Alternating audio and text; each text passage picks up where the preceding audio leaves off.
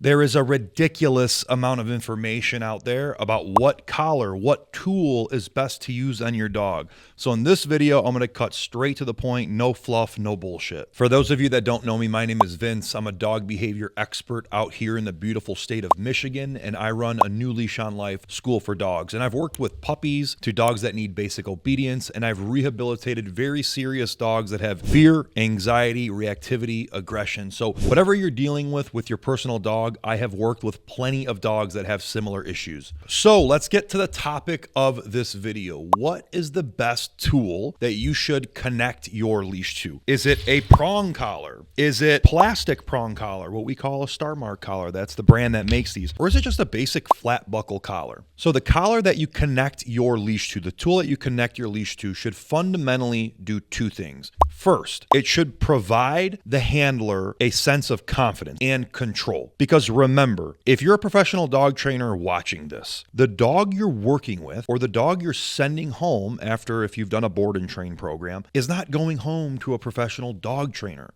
It's going home to Susan. It's going home to Joanne, Bill, or Bob, right? They're not professional dog trainers, nor do they want to be. So the tool that you're providing for them, it should give them a feeling of, hey, when I walk outside of my house, I feel confident that I can control this dog. Because the owner needs to have confidence when they're handling their dog, right? Because if the owner doesn't feel like they have physical control of their dog, if they're lacking that confidence, they're not going to take their dog out. I don't care how much training you did with the dog. They're not going to take their dog out, right? And if they don't take their dog out, their dog's going to get worse and continue the same behavioral issues that they had because the lifestyle sucks for the dog. So it's just a perpetual issue. So no matter what dog you're dealing with, and it's going to vary dog to dog. Some dogs are softer, some dogs are a little bit harder dogs. But no matter what, that dog going home to that owner should have a sense of control and should feel confident when they take their dog out. So that's the first thing we look at. And the second point, now this is a crucial point. Can the collar that you're using on that specific dog, will it influence that dog's behavior? Will it influence that dog's decision when they don't feel like following through with something that they know?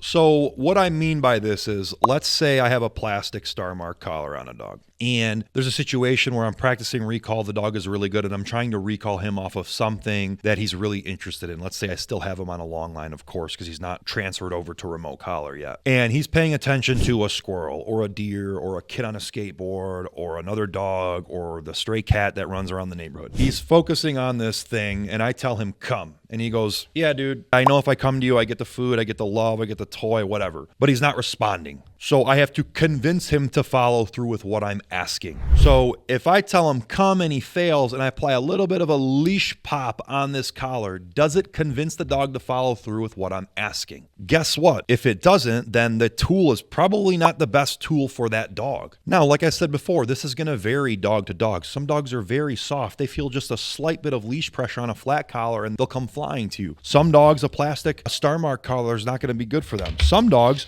you might want to use a prong collar on them. And these are typically my favorite go-to, and they work phenomenal with every dog. And a lot of people that bash this are the ones that have never tried it, right? They go, oh, medieval, spiky collar, da, da, da, da. They've just never used this, right? These are like some of the best collars ever. But the point is, if you can't convince the dog to follow through with what you're asking, then the collar's not good for the dog. So some people would call this a correction. I don't like that word. I just think it's a very blanket, not clear term. What we're really doing is negative reinforcement. I call it negative R, a form of pressure to convince the dog to follow through with something that we're asking. And the dog can avoid that leash pop by just doing the thing that we're asking him to do when we ask him to do it, right? So if I tell him come and he fails and he knows the next thing in the sequence is the leash pop, me holding him accountable, he starts to learn in the future reps that, hey, dude, I can just do it when you ask me to. You don't need to apply that leash pop. So it's fully in the dog's control.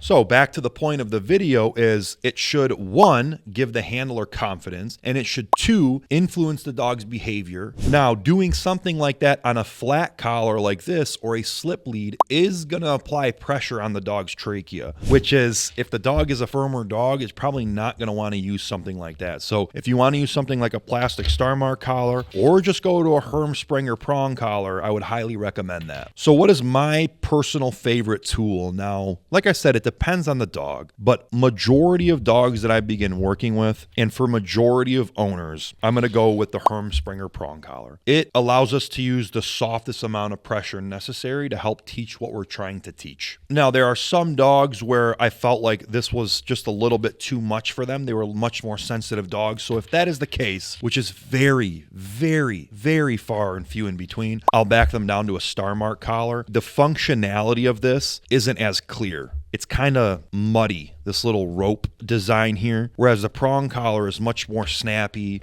It's much more clear feedback to the dog. All right, everybody. So to sum it up, there should be 2 key points. 1, it should give the dog owner confidence that they can actually take their dog out and control them. And 2, the collar should have the ability to influence the dog's behavior. If you have any questions, drop them in the comments. And if there's a specific topic you want me to cover, let me know. I want to make a video on that. And guys, I think you're really going to like this video here. It's got a lot of awesome information. So check it out. I'll see you guys in the next video. Until then, take care.